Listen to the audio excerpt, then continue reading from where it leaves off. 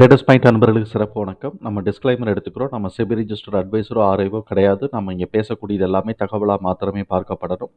இது யாருக்கும் முதலீடு சம்பந்தமாகவோ பங்குகளை வாங்கவோ விற்கவோ நம்ம எந்த ஆலோசனையும் கொடுக்கப்படலை. எல்லா தொழிலையும் ரிஸ்க் இருக்கும். ரிஸ்க்கை புரிஞ்சுட்டு எச்சரிக்கையோட தொழில் செய்யும்போது எல்லாமே நல்லா இருக்கும். நம்மளை ஆதரிக்கிற அனைத்து நல்ல உள்ளங்களுக்கும் நன்றி.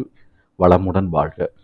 நண்பர்களே, நம்ம நிஃப்டி 50ல் ரிசல்ட் பப்ளிஷ் ஆன கம்பெனிஸ் பார்த்துட்ருக்குறோம். அந்த வரிசையில் இப்போ ஓஎன்ஜிசி நம்ம பார்க்குறோம். இவங்க வந்து ஸ்ட்ராங் பெர்ஃபார்மர் அண்டர் ரேடார் அப்படிங்கிற கிளாசிஃபிகேஷன்ஸில் ட்ரெண்ட் லைனில் வருது. அண்டர் ரேடார் அப்படின்னு சொன்னாக்க மக்கள் வந்து அதை சர்ச் பண்ணி அதை வாட்ச் பண்ண ஆரம்பிச்சிட்டாங்க அப்படிங்கிறது தான் அதோடைய அர்த்தமாகுது. இப்போ 264 ட்ரேட் ஆகிக்கிட்டு இருக்கு. டியூரபிலிட்டி ஸ்கோர் வந்து 80 கொடுத்துருக்குறாங்க. Highly financial strength. Valuation score 85, இது அஃபோர்டபுள் டு பை.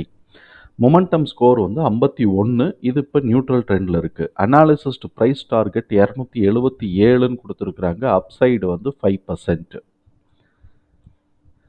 பிஇ ஜோனை பொறுத்த வரைக்கும் இது 59% இருக்குது. இன்னும் செல் ஜோனுக்கு வரலை. இது வந்து நியூட்ரல் ஜோனில் தான் இருக்குது. ஃபண்டமெண்டல் கீ மெட்ரிக்ஸ் பார்த்தோம்னா interest cover ratio 11, current ratio 9 இருக்குது. ஸோ இப்போ ஸ்ட்ராங் சால்வன்சி ரேஷியோ அவங்க பதிவு பண்ணுறாங்க. ஆர்ஓசிஇ 15ஆகவும் ஆர்ஓஇ 14.6ஆகவும் இருக்குது. இதுவுமே கிட்டத்தட்ட நம்ம இது 15ன்னு வச்சோம்னா 15% ரிட்டர்ன் எடுக்கிறாங்க. அப்படிங்கும்போது ரொம்ப ரொம்ப மாடரேட்டாக இல்லை, நல்லா ஹையாகவே ரிட்டர்ன் எடுக்கிறாங்க அப்படின்னு நம்ம சொல்ல முடியுது. டெப்ட் டு ஈக்விட்டி 0.4 இருக்குது. இது வித்தின் த தியரிட்டிக்கல் லிமிட்டில் இருக்கிறதுனால இது அக்செப்டபிள் ரீஜன். பிஇ ரேஷியோ 7 இருக்குது. இப்போ இந்த இடத்துல நம்ம வந்து ஒரு அனுபவத்தை நம்ம பார்க்குறோம்.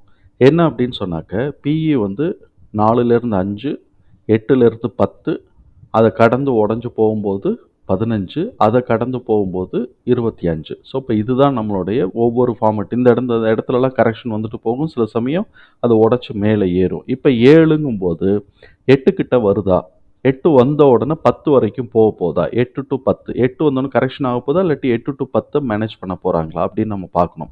சரி, நம்ம 10ன்னு வச்சோம்னா கூட இன்னும் 3 ஸ்கோப் இருக்குது. 8ன்னு வச்சா கூட இன்னும் 1 ஸ்கோப் இருக்குது. ஸோ இப்போ எனிவே இதுக்கு ஸ்கோப் இருக்குது அப்படிங்கிறத நம்மளால் புரிஞ்சுக்க முடியுது.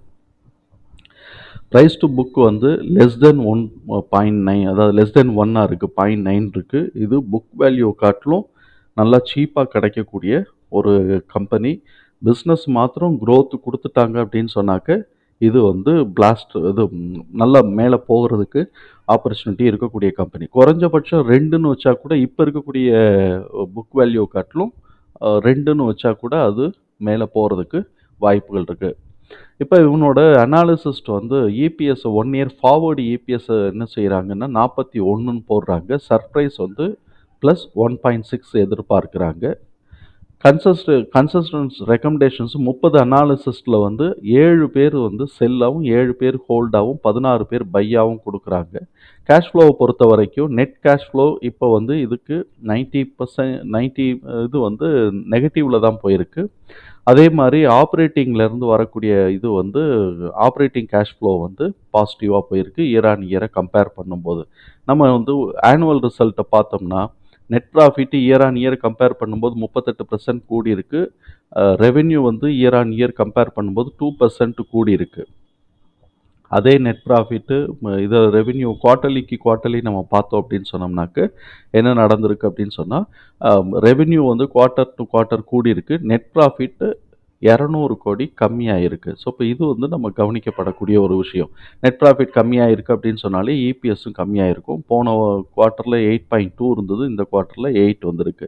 சரி, இவன்ட்டு ஏதாவது பேட்டர்ன் வந்திருக்கா அப்படின்னு பார்த்தோம்னாக்க மார்ச் மாதம் ரிசல்ட் வந்து டிசம்பர் காட்டிலும் கம்மியாகுது.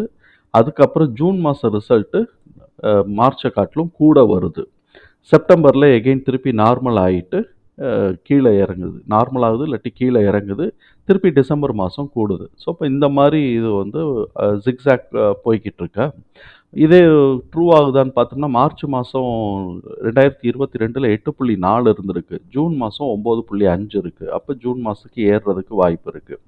செப்டம்பர் மாதம் 2022 6.6, அப்படியே 3 பாயிண்ட் இறங்கிருச்சு. திருப்பி டிசம்பர் மாதம் அந்த 3 பாயிண்ட்டை ஏற்றி மேலே கொண்டு வந்துட்டாங்க.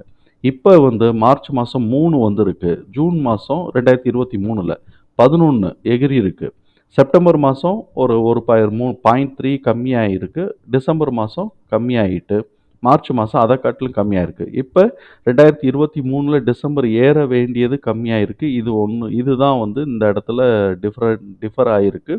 நம்ம வந்து சப்சிக்வெண்ட்டாக ஜூன் மாதத்துக்கும் இதே மாதிரி இந்த பேட்டர்ன் ஃபாலோ ஆகுது அப்படின்னு சொன்னாக்க, இது வந்து ஏதோ ஒரு 3 பாயிண்ட்டோ 4 பாயிண்ட்டோ ஏறுறதுக்கு 2 பாயிண்ட்டோ 3 பாயிண்ட்டோ ஏதோ ஒரு சர்டன் பெர்சன்டேஜ் மேலே ஏறுறதுக்கு வாய்ப்புகள் இருக்குது. நார்மலாக இந்த மாதிரி வந்து எவ்வளவு ஏறுது அப்படிங்கிறதெல்லாம் நம்ம வந்து பார்க்கணும் அப்படின்னு சொன்னோம்னாக்க, ப்ரீவியஸ் குவார்ட்டரில் எவ்வளோ பெர்சன்டேஜ் வந்து ரிசல்ட் கொடுத்துருக்கோ அந்த இதை எதிர்பார்க்கிறது வழக்கம். ஆனால் இந்த தடவை மைனஸ்னு கொடுத்துருக்கிறதுனால இதை சப்ஸ்டியூட் பண்ணோம்னா சப்சிக்வெண்ட்டாக 7.8ன்னு போகும். ஆனால் இதையே ப்ளஸ்ன்னு நம்ம வச்சோம் அப்படின்னு சொன்னாமுக்கு 8.2 தாண்டி போகிறதுக்கு வாய்ப்புகள் இருக்குது அப்படிங்கிறத நம்ம வந்து புரிஞ்சுக்க முடியுது. Book value 290. இப்போ இவனோட ஷேர் ஹோல்டிங் பேட்டர்னை பார்ப்போம்.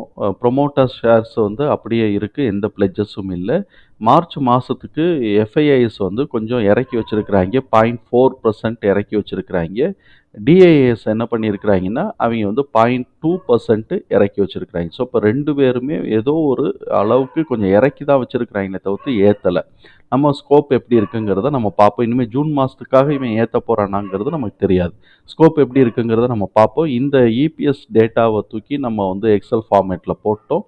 நமக்கு வந்து எக்ஸல் ஃபார்மேட்டில் போட்டதுக்கு பிறகு ஃபேர் ப்ரைஸு 499 ரூபா காட்டுது. நான் ஃபேர் ப்ரைஸே தொடலை. ஏன் தொடலைன்னு தான் நமக்கு இன்னும் புரியாத புதிராக இருக்குது.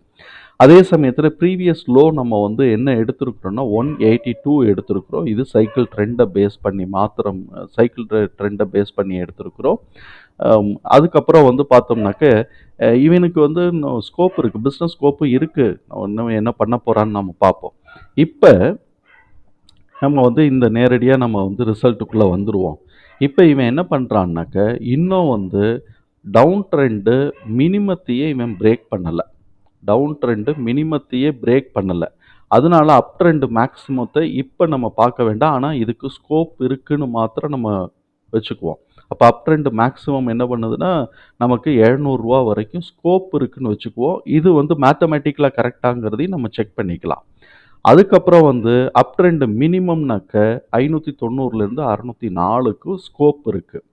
இப்போ up trend down trend maximum நான் 480லேருந்து 490க்கு ஸ்கோப் இருக்குது.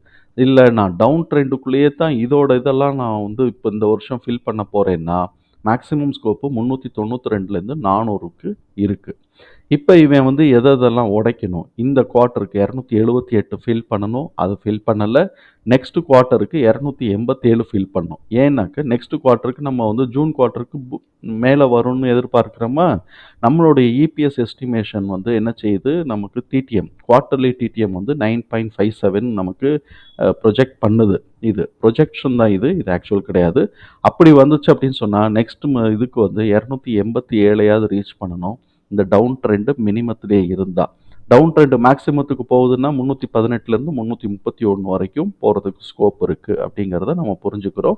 இப்போவே நான் வந்து இந்த எஸ்டிமேஷன்ஸ் எல்லாம் நான் ஃபீல் பண்ணுறேன்னா 400 வரைக்கும் போனாலும் ஆச்சரியப்படுறதுக்கு இல்லை. 392 டு 400 இதை ப்ரீச் பண்ணால் தானே அடுத்தடுத்த ஸ்டெப் இந்த ஸ்க்ரீனில் இது இருக்குது. ஆனால் இதில் இருக்கக்கூடிய எல்லா வேல்யூவும் தூக்கி நம்ம வந்து சார்ட்டில் நம்ம வந்து காப்பி பண்ணியிருக்கிறோம். கொஞ்சம் தெளிவாகவே இருக்குது, நல்லா பார்த்துக்கலாம். ஸோ அப்போ நம்ம வந்து டவுன் ட்ரெண்டு ப்ரைஸ் மினிமத்தை முதல்ல இது பிரேக் அவுட் ஆகட்டும். அதுக்கப்புறம் இந்த சைட்லாம் நம்ம கோடு போட்டு வச்சுக்குவோம். எவ்வளோ தூரம் இந்த வருஷத்துக்கு ரீச் ஆகுதுங்கிறத சப்சிக்வெண்ட் குவார்ட்டர்லி ரிசல்ட்டை பேஸ் பண்ணி தான் நடக்க போகுது. நம்மளுடைய பேட்டர்ன் என்ன செய்யுது, ஜூன் குவார்ட்டர் கூட ஏறுது, செப்டம்பர் அண்ட் டிசம்பர் குவார்ட்டரில் வந்து செப்டம்பரில் குறையுது, டிசம்பரில் வந்து என்ன பண்ண போகுதுன்னு தெரியல. ஏன்னா ஒரு பக்கம் ப்ளஸ்ஸாகவும் ஒரு பக்கம் மைனஸாகவும், அதாவது 2022 ப்ளஸ்ஸாகவும் 2023 மைனஸாகவும் இருந்திருக்கு. அதனால நம்ம அதை ப்ரிடிக்ட் பண்ண முடியல. மார்ச் மாதம் டவுன் ஆகிட்டு திருப்பி அடுத்த குவார்ட்டர் தான். அதனால இவன் இந்த தடவை எவ்வளோ தூரம் இதுக்குள்ளே ரீச் பண்ண போகிறாங்கிறது நமக்கு தெரியல. அது எல்லாத்தையும் போட்டு வச்சுக்குவோம். எங்கே வரைக்கும் ஏறுறானோ அந்தந்த இடத்துல உஷாராக மாத்திரம் கவனிச்சுக்கிட்டு நம்ம ட்ரேட் பண்ணிக்கலாம். இப்போ இந்த வேல்யூ எல்லாத்தையும் தூக்கி நம்ம வந்து உள்ள தூக்கி போட்டுட்டோம். எஃபிபி 499 அதையே என்ன தொடலைங்கிறது, அதுக்கே இன்னும் இவ்வளோ தூரம் இருக்குன்னு பார்த்துக்குவோம். அதையே என்ன தொடலைங்கிறது தான் அதில் கொடுத்துருக்கக்கூடிய வேல்யூஸ் எல்லாத்தையுமே போட்டிருக்கிறோம். இப்போ 278 டு 287 போகணும். இவன் வந்து எவ்வளோ தூரம் வந்திருக்கிறான், அப்போ 292 வரைக்கும் வந்துட்டான். அப்போ இந்த வேல்யூவை அவன் தொட்டுட்டான். தொட்டுட்டு கரெக்ஷன் போயிட்டு இருக்கிறான். ஜூன் மாச குவார்ட்டருக்கு வரணும் அப்படின்னு சொன்னாக்க 331. இவன் இதே மாதிரியே போறான்னா 331 அடுத்த லெவலுக்கு போறதுக்கு வாய்ப்பு இருக்கு. அப்ப இந்த இடத்துல போறதுக்கு வாய்ப்பு இருக்கு. எஸ்டிமேஷனை நான் எப்போ ஃபில் பண்ண போறேன்? இப்பவே ஃபில் பண்ண போறானா இல்லாட்டி டிசம்பருக்கு ஃபில் பண்ண போறானான்னு தெரியல. அப்படி எஸ்டிமேஷனை ஃபில் பண்ண போறதா இருந்தா 400 வரைக்கும் கூட போனாலும் ஆச்சரியப்படுறதுக்கு இல்ல. நம்ம இந்த வேல்யூஸ்லாம் நோட் பண்ணிக்குவோம். எங்க வரைக்கும் ரீச் ஆகுறானோ அந்தந்த இடத்துல உஷாரா இருந்துட்டு டவுன் ட்ரெண்ட் ஆகுற மாதிரி வந்துச்சுனாக்க எக்ஸிட் ஆகிக்கலாம். தகவல் நமக்கு பயனுள்ளதா இருந்ததுன்னா சங்கருக்கு ரொம்ப சந்தோஷம். நம்மளை ஆதரிக்கிற அனைத்து நல்ல உள்ளங்களுக்கும் நன்றி. வளமுடன்.